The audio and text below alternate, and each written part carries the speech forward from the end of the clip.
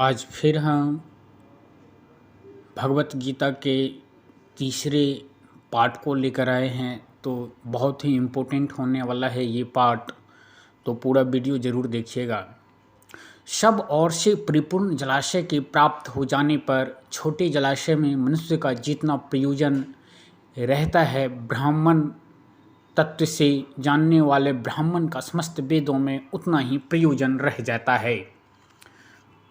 तेरा कर्म करने में ही अधिकार है, उसके फलों में कभी नहीं। इसलिए तू कर्मों के फल का हेतु मत हो तथा तेरी कर्म ना करने में ही आसक्ति ना हो।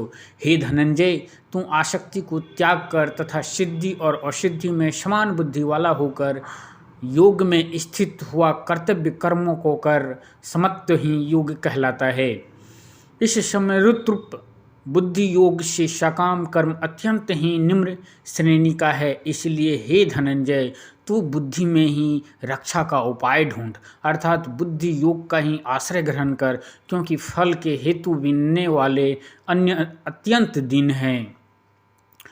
सम बुद्धि युक्त पुरुष पुण्य और पाप दोनों को इसी लोक में त्याग देता है, अर्थात उनसे मुक्त हो जाता है। इससे तू समरूप योग में लग जा। यह समरूप योग ही कर्मों में कुशलता है, अर्थात कर्म बंधन से छूटने का उपाय है। क्योंकि समबुद्धि से युक्त ज्ञानी जन से कर्मों से उत्पन्न होने वाले फलों को त्याग कर जन्म रूप बंधन से मुक्त हो निर्विकार परम पद को प्राप्त हो जाते हैं। जिस काल में तेरी बुद्धि मोह रूप दलदल को भली भांति पार कर जाएगी, उस समय तू सुने हुए और सुनने में आने वाले इस लोक और परलोक संबंधी सभी भोगों से वैराग्य प्राप्त हो जाएगा। भांति भांति के वचनों को सुनने से विचलित हुई तेरी बुद्धि जब परमात्मा में अचल और स्थिर ठहर जाएगी, तब तू योग को प्राप्त हो जाएगा, अर्थात तेरा परमात्मा से नित्य संयोग हो जाएगा। अर्जुन बोले, हे केशव, समाधि में स्थित परमात्मा को प्राप्त हुए स्थिर बुद्धि पुरुष का क्या लक्षण है? वह स्थिर बुद्धि पुरुष कैसे बोलता है, कैसे बैठता है और कैसे चलता है? इस पर श्री भगवान कृष्ण बोलते हैं बड़े प्यार से, हे अर्जुन, जिस काल में यह पुरुष मन में स्थित संपूर्ण कामनाओं को भली भांति त्याग देता है और आत्मा से आत्मा में ही संतुष्ट रहता है, उस काल में यह स्थित प्रज्ञ कहा जाता है।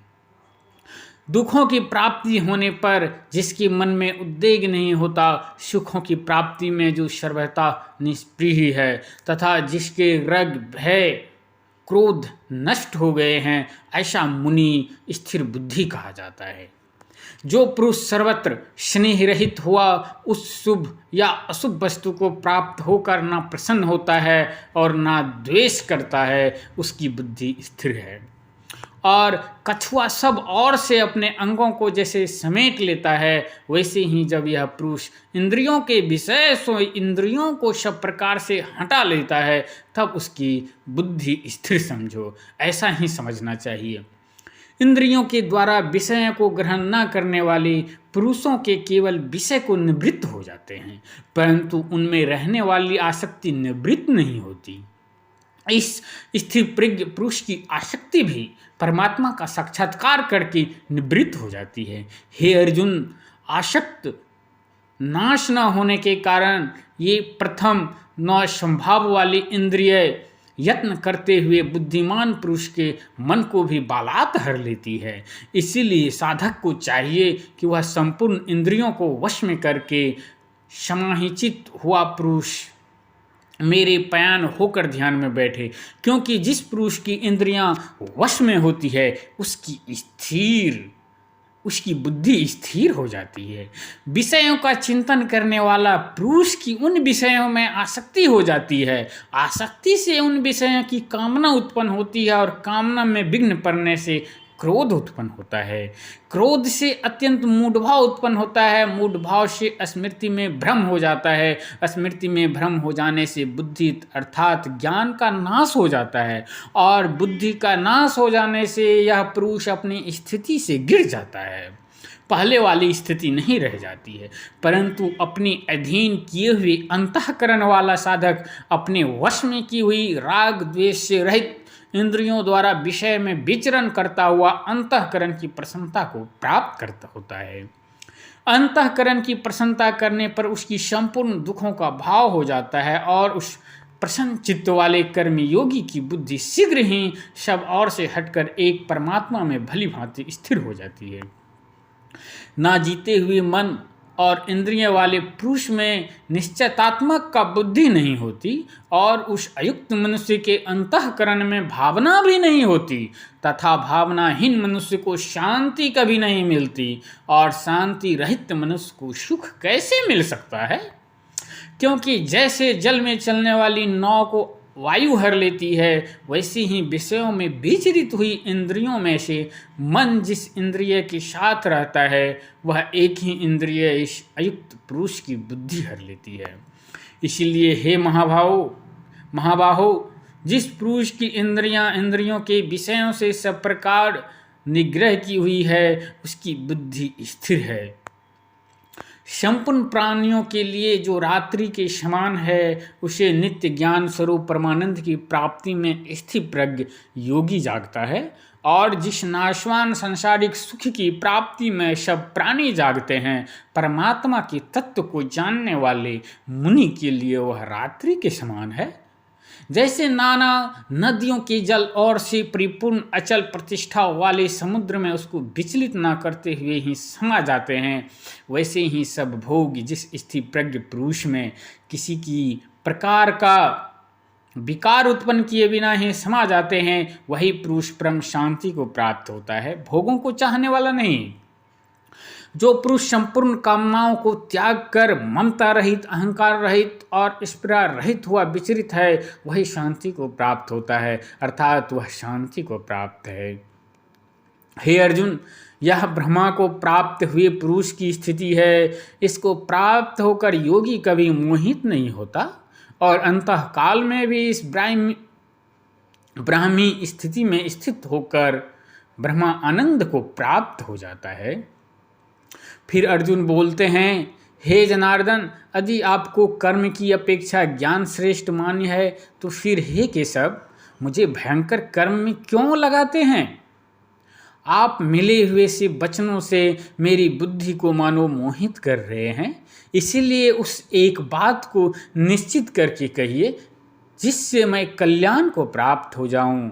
ईश्वर श्री कृष्ण भगवान द्वारकाधीश बोलते हैं, हे निष्पाप, इस लोक में दो प्रकार की निष्ठा मेरे द्वारा पहले कही गई है। उनमें से संख्या योगियों की निष्ठा को ज्ञान योगियों से और योगियों की निष्ठा कर्म योगियों से होती है।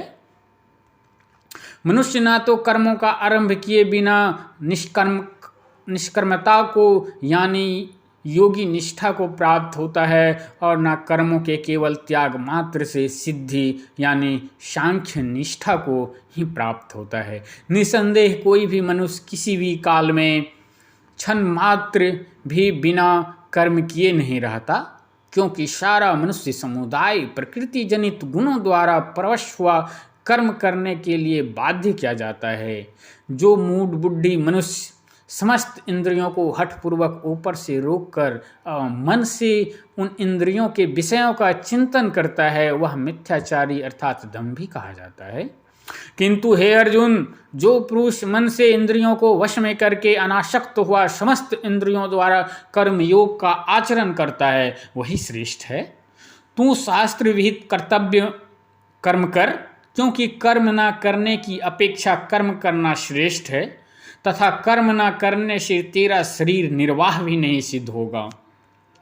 यज्ञ के निमित्त किए जाने वाले कर्मों से अतिरिक्त दूसरे कर्मों में लगा हुआ है यह मनुष्य समुदाय कर्मों से बांधता है। इसीलिए हे अर्जुन, तू आसक्ति से रहित होकर उस यज्ञ के निमित्त ही भाली भांति कर्तव्य कर्म कर।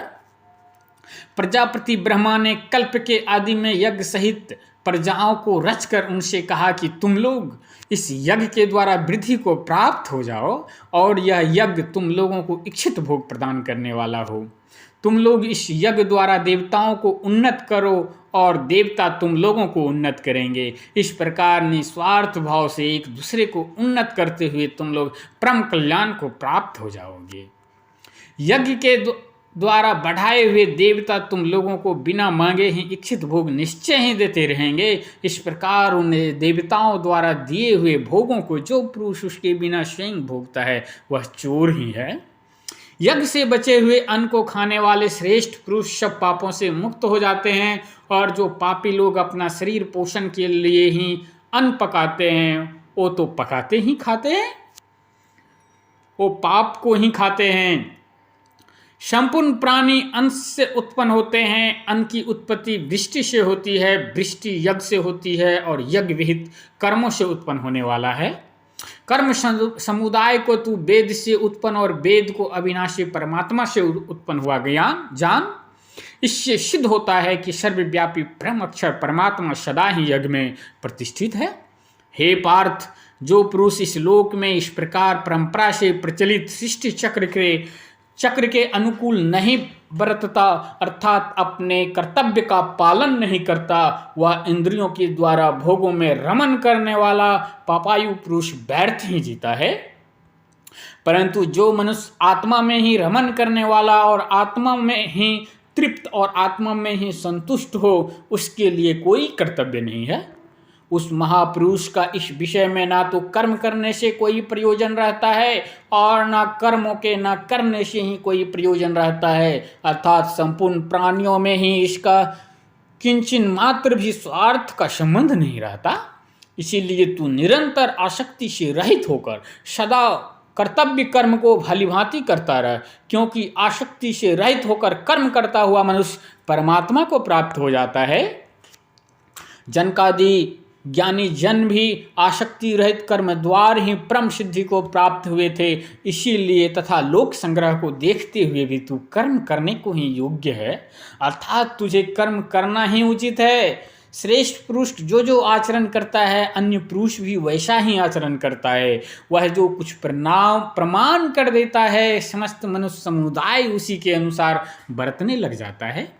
हे अर्जुन, मुझे इन तीनों लोकों में ना तो कुछ कर्तव्य है और ना कोई प्राप्त करने योग्य वस्तु अप्राप्त है, तो भी मैं कर्म में ही बरतता हूँ।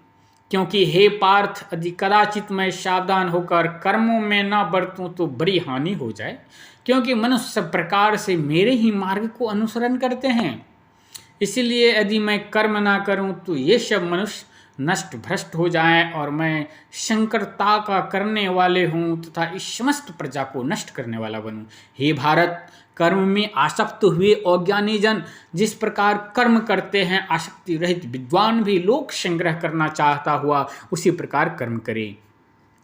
परमात्मा के रूप में अटल स्थित हुए ज्ञानी पुरुष को चाहिए कि वह शास्त्र विहित कर्मों में आसक्ति वाले अज्ञानियों की बुद्धि में भ्रम अर्थात कर्मों में अश्रद्धा उत्पन्न न करे, किंतु स्वयं शास्त्र विहित समस्त कर्म भलीभांति करता हुआ उनसे भी कैसे ही करवाए। वास्तव में संपूर्ण कर्म का प्रकार से प्रकृति के गुणों द्वारा किए जाते हैं, तो भी उस जिसका अंतःकरण अहंकार से मोहित हो रहा है ऐसा अज्ञानी मैं करता हूँ ऐसा मानता है। परंतु हे महाभाव, गुण विभाग और कर्म विभाग के तत्व को जानने वाला ज्ञान योगी संपूर्ण गुण में ही गुणों से बरते रहे हैं ऐसा समझकर उनमें आसक्ति नहीं होता। प्रकृति के गुणों से अत्यंत मोहित हुए मनुष्य गुणों में और कर्मों में आसक्त रहते हैं। उन पूर्णता न समझने वाले मंदबुद्धि और ज्ञानियों को पूर्णता जानने वाले ज्ञानी विचलित न कर। मुझे अंतर्यामी परमात्मा में लगे हुए चित्त द्वारा संपूर्ण कर्मों को मुझ में अर्पण करके आशा रहित, ममता रहित और संताप रहित होकर युद्ध कर। जो कोई मनुष्य दोष दृष्टि से रहित और श्रद्धा युक्त होकर मेरे इस मत का सदा अनुसरण करते हैं वे भी संपूर्ण कर्मों से छूट जाते हैं। परंतु जो मनुष्य मुझ में दोषारोपण करते हैं वे मेरे इस मत के अनुसार नहीं चलते हैं। उन मूर्खों को तू संपूर्ण ज्ञानियों में मोहित और नष्ट हुई ही समझ। सभी प्राणी प्रकृति को प्राप्त होते हैं अर्थात अपने स्वभाव के परवश हुए कर्म करते हैं। ज्ञानवान भी अपने प्रकृति के अनुसार चेष्टा करता है, फिर इसमें किसी का हठ क्या करेगा। तो प्रिय दर्शक, अगले वीडियो में हम फिर से हाजिर होंगे, तब तक के लिए धन्यवाद।